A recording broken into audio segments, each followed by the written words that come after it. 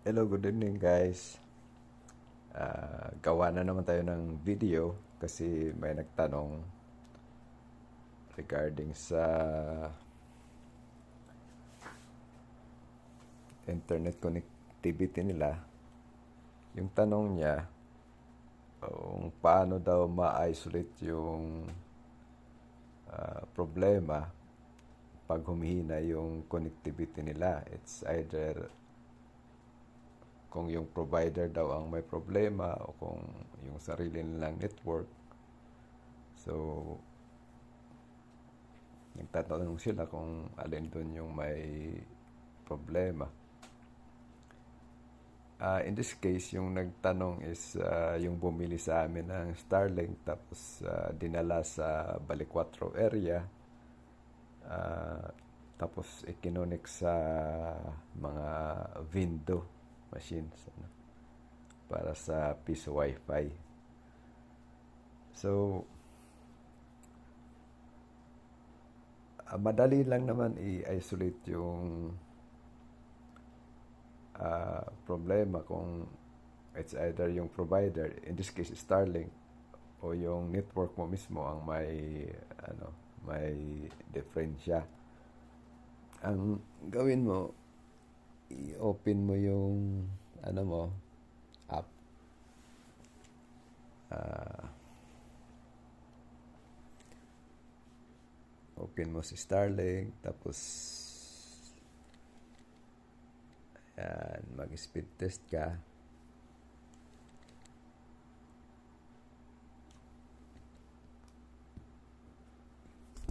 Ay. Yan, speed test Starlink 150 Mbps. So para ma-isolate mo yung problema kung yung network mo ang mabagal o yung si Starlink pa mismo. So mag i-run mo yung advanced speed test, no? Yan.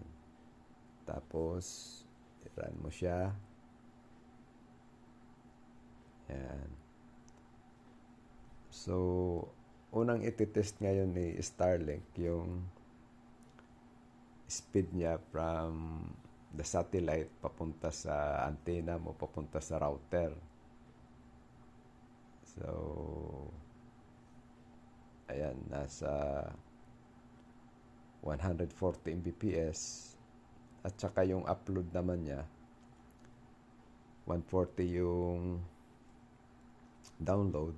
At saka yung upload niya is nasa 35. Which is mabilis. Talagang mabilis siya. Tapos isusunod niyan na i-speed test yung connectivity ng device mo papunta naman doon sa router ni Starlink.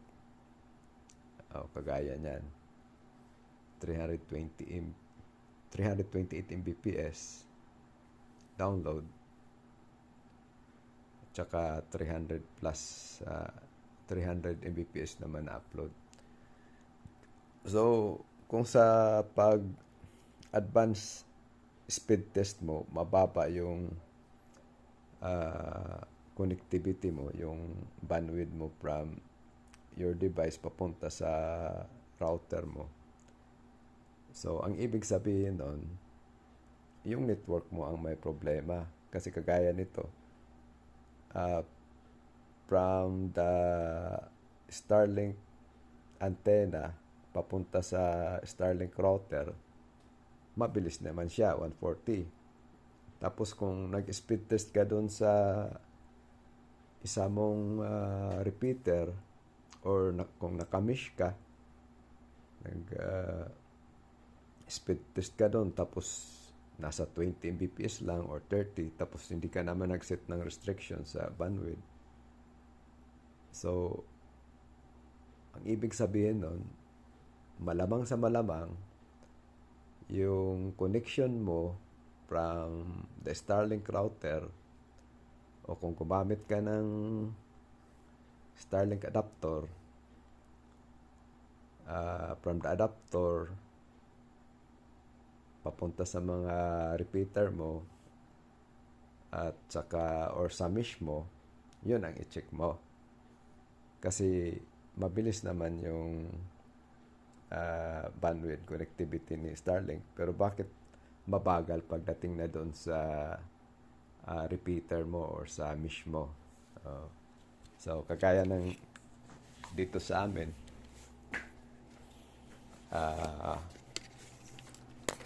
ito nga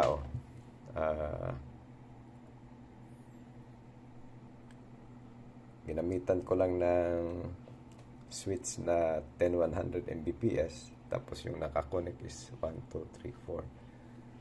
So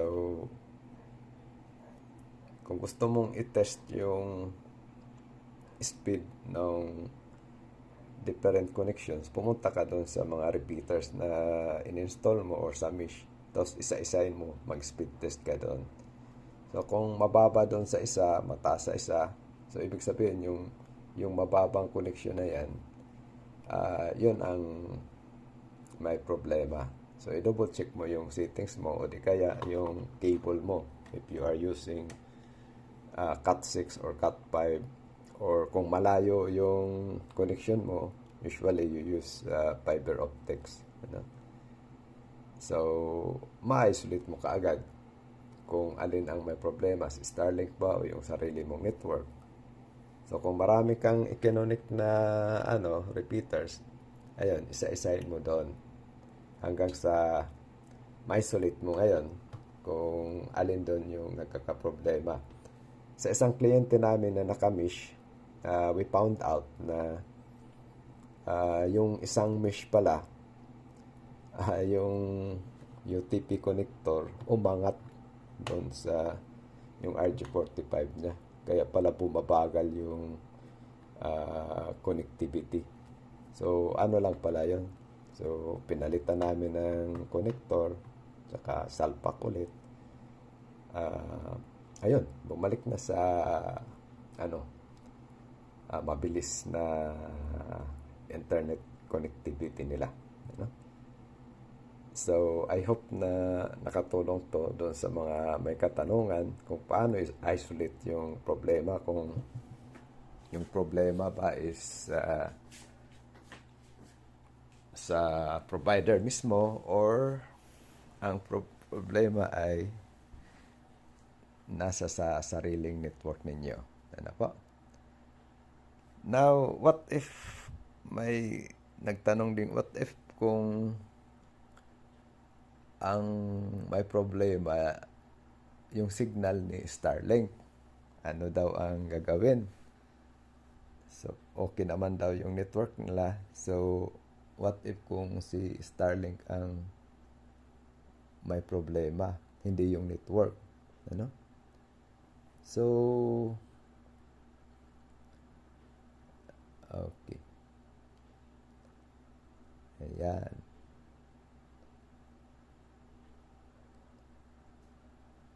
So, ang the best na gawin mo dyan,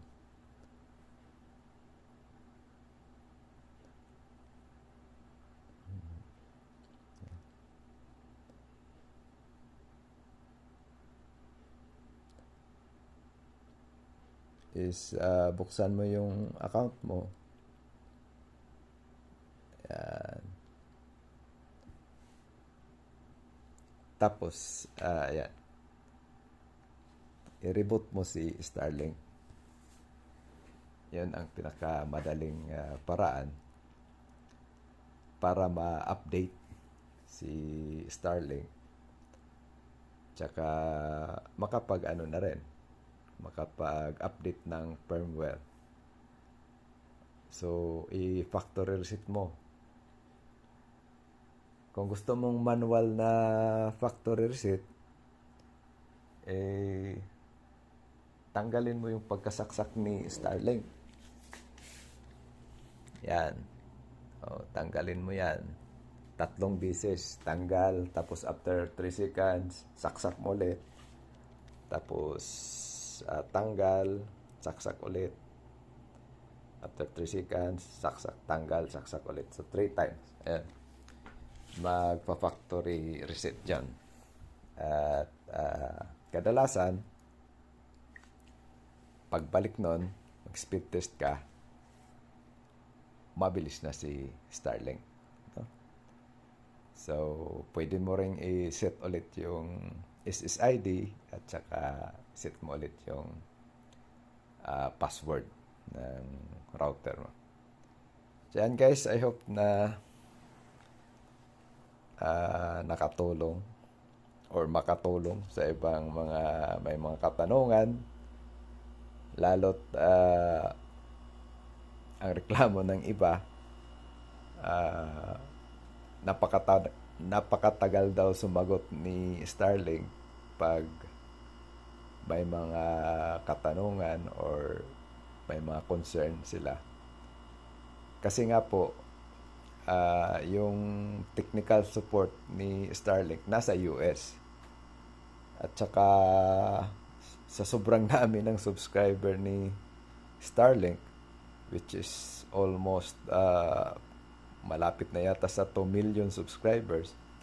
Kaya pag nagtatanong ka dun sa technical support nila, sa experience ko lang, kadalasan, umabot ng 3 weeks hanggang 1 month bago na-resolve yung issue.